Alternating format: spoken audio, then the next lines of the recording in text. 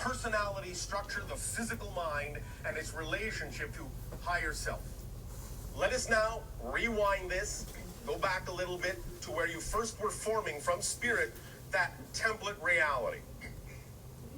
Aside from the mechanism we have now described of forming the physical side of the personality, the physical side of the person you will be in physical reality experience, at the same time, when you lay out that template, you also, from spirit, create a duality. You create not only the physical side, the physical mind, but you create the template called the higher mind that goes specifically with that person. So every person is a person in totality when they express the idea of physical mind and higher mind. That is what makes you a whole person capable of exploring the idea of physical reality. Above that level, what you might call soul or spirit, it isn't broken out in that way. It is mostly the experience of what you would simply call higher mind, but it is not the same exact experience of higher mind, not the higher mind template that is formed to go hand in hand with the physical persona. But the higher mind template that is formed by the spirit acts as the liaison between the physical mind and the higher levels of your own soul. And so it remains to a great degree in the template level reality. Again, it is, by analogy, the individual still standing on the boat helping the diver who has gone down below, making sure that they are given every support that they need, making sure they are still in communication, and helping to guide them from the surface. Information is always without let up coming to you from your higher mind. Right. It's up to you to be a sensitive enough receiver to receive it and interpret it in the way that you need to, right, in alignment with your highest excitement. Yes. So it's always multifold. It's always holographic. It contains many different layers and levels. You pluck out of those layers and levels whatever is relevant for you at any given moment. Later on, you might even get the same image and see something different in it that is then relevant for you at that particular moment in your journey. Right. Make sense? Oh, yes. That's how telepathic communication actually functions. You get, in a sense, a holistic image that contains many things, and out of that you pluck what is relevant for you at any given moment. Yes? The things automatically stand out that are relevant for you. Right. If they weren't, other things would stand out. Right. And just as the physical mind experiences a discrete and distinct physical world, physical realm, physical reality, so too the higher mind actually has its own world, its own realm. Now, in the physical world, you will notice that it is mostly defined by the idea of what you call three-dimensional space and one dimension of time. But in the higher mind's realm, in the higher mind's reality, a fuller experience of multidimensional time is capable of being experienced, whereas not necessarily so much space is required. You will find thus then that just as the physical mind can appear to navigate in 3 dimensions of space, the higher mind can navigate in multiple dimensions of time. And this is why, from the higher mind's perspective, it can experience what the physical mind calls past, present, and future all at once, and has the point of view that gives it the broad, big picture view that allows it to guide the physical mind on its journey through the idea of third-dimensional space. And we have talked about the idea that imagination is the conduit between your higher mind and your physical mind.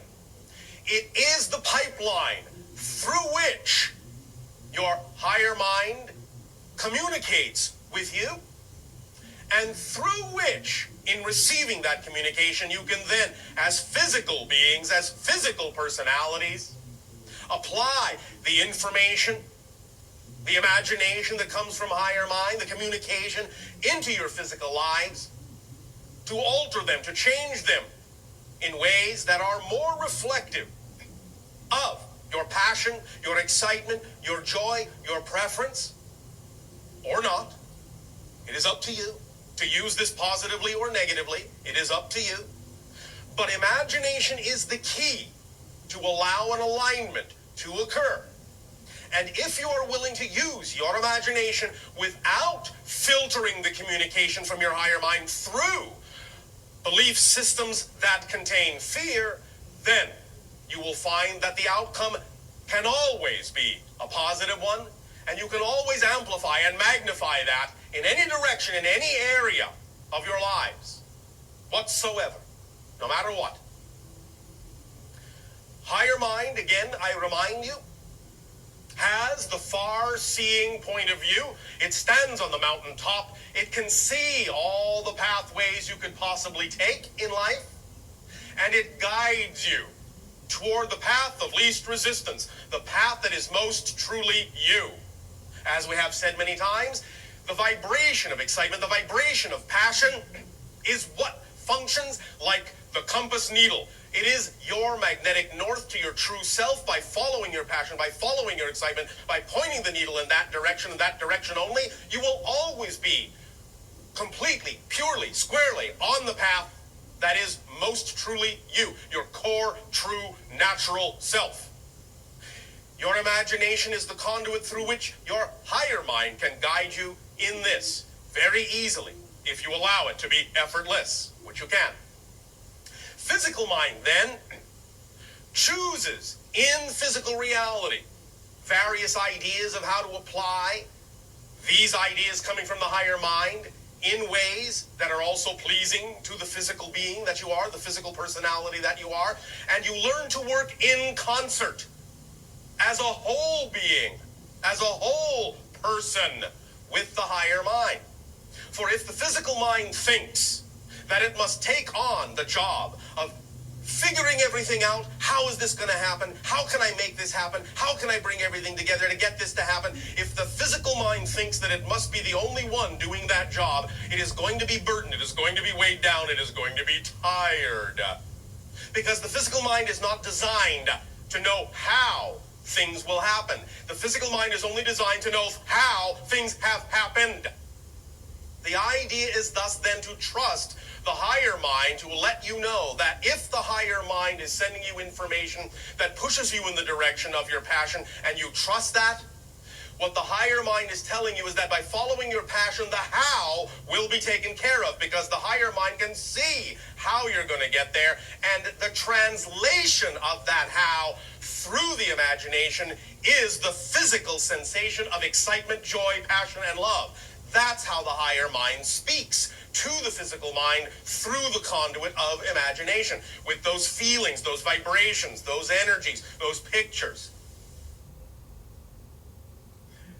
Many of you have been taught to believe that your physical mind is in charge, that it's supposed to control everything and figure out how everything is supposed to happen in order for everything to work. But you heard in the recording, and you heard us say last night of your time, that this is not your job description. Your physical mind is not designed to understand how things happen. It is only designed to perceive how things happened. It is not designed to perceive how things will happen. It is only designed to perceive how things happened. The higher self, that level just above physical reality that is also part of your personal being, is the level of your being that has the ability to understand how things happen. And that's why you heard us say, and the secret say, you don't have to worry, you don't have to focus on how something will come about. There is no way for you to know. It's not within the capacity of your physical mind to know that. It's only within the capacity of your physical mind to see how it did occur. but not how it will occur. The knowledge of how it will occur comes from your higher self, not from your physical mind. As we said last night of your time, again, pay attention, very crucial. The higher self conceives. The physical brain receives. The physical personality mind perceives. The physical personality mind does not conceive of anything. The physical mind is not capable of generating an idea, not one. Not one. Any idea you have ever had has never come from your physical mind. Not one. It can only perceive the result of the idea that was received by the brain from the conception of the higher self. Beginning to understand this relationship will allow you to begin to have a better relationship and an open line of communication with the higher self, and will allow you as physical minds to allow the you that is the higher self to do its job, while the physical mind goes about doing the job it was designed to do, which is to simply focus you in physical reality so that you can perceive and experience the result of what you conceived from the higher self to be representative of your natural truth and joy. So, this knowledge and this understanding and this relationship can allow you to relax and not feel like you have to do so much. It's not your responsibility in that sense as a physical mind to generate these things and figure out how it's all going to happen. As we said last night of your time, we recognize that the physical mind, if it is taught to think it's in charge, can get caught up in the idea of attempting to repeat how something did occur, thinking that what it is perceiving is actually how the next thing needs to occur, when in fact it's not. The idea of attempting to do that will only cause a repetitive cycle, a repetitive loop, that will simply allow you to remain stuck in one particular manifestational level, and it won't advance until you allow yourself to make the leap and let go of how you think it needs to happen, and let the higher self show you how it can happen. And then let your physical mind simply receive, perceive how it did happen. So you don't need to carry those bags. You don't need to carry that luggage. It's too heavy. You weren't designed to carry it. If you keep carrying it, you will be exhausted very quickly. You will start dragging. You will say, life is a drag. This doesn't work. I'm not having any fun. Why not? Because you're doing too many jobs. You're not doing the job you were designed to do, only you're also attempting to do the job of the higher self. The higher self is the you that is on the mountaintop, that has the big picture, that has the far view, that can look down at the physical mind in the valley and say, the road is this way. I'm telling you, turn left. I know you think you're supposed to turn right because you think you're in charge, but I'm telling you, turn left. Pay attention, pay attention, pay attention. You don't have to know how turning left is going to get you to where you want to go. I can see that it is because I'm on the mountaintop. You don't need to know. All you need to do is what? Trust me that I'm telling you the truth.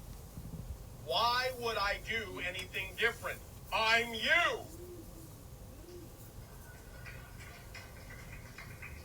When you understand that your higher self is truly an aspect of you, maybe you will be willing to start listening instead of thinking, because your physical mind has been taught to think it's in charge and thus doesn't trust anyone else's 2 cents. Instead of thinking that your higher self is trying to deceive you, trying to trick you. Can't listen to that guy, that gal. What does he know? What does she know about being down here in the valley? A lot. Because you are also it. And it is also you. What we are simply saying is, this is the complete person. Higher self receiver brain, physical mind. This is the complete persona. And when you compartmentalize yourself, you are not functioning literally, not functioning as a complete person. You are shunting responsibility and the load of the job to only one portion of your personality, only one portion of your persona, the physical mind, and expecting it to take up the slack, which it is not designed to do. You're putting too much weight on it, too much emphasis on it, and it's going to wear the physical you down. To the point where it won't matter what the higher self says about taking this road or that road, you'll just be too exhausted to move.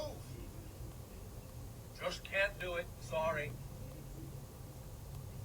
The idea is that when you allow yourself to let the higher self pick up that slack by doing the job it was designed to do, your load will be lightened. You will be energized. You will be enlightened. You will feel freer. You will feel like you have more energy than you ever imagined possible. You will be able to move in the direction the higher self is suggesting, because you will then not be weighed down by things that you don't have any business carrying with you. And it will make you feel free, and you can run down the road, and that means as soon as you give up the job that isn't yours, things will accelerate. If you think you need to lug all this luggage down the road, it's going to be slow going. When you drop what isn't yours, things will speed up, because now you're not carrying extra weight. Things will accelerate. The paradox here is that because the physical mind has been taught to think it's in charge, and has to figure out how everything is going to happen, it actually slows things down, even in the face of wanting things to speed up. It's doing exactly the opposite of what it actually really wants to have happen by taking on too much weight.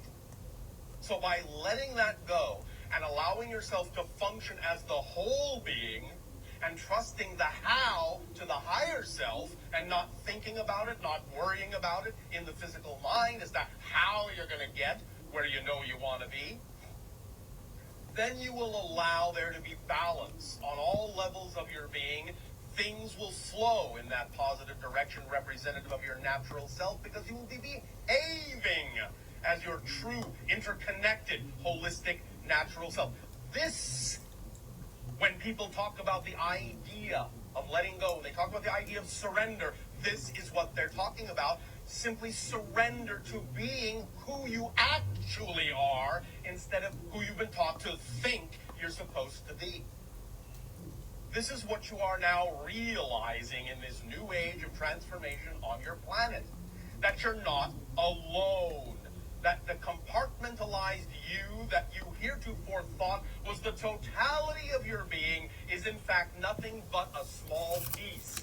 And that you actually have other portions of yourself that you could be using, that you could be allowing to carry some of the load with you, but which you have refused to believe can happen because of the way your personality mind, your physical mind, has been taught to think about what it's supposed to do, about what its responsibilities actually are.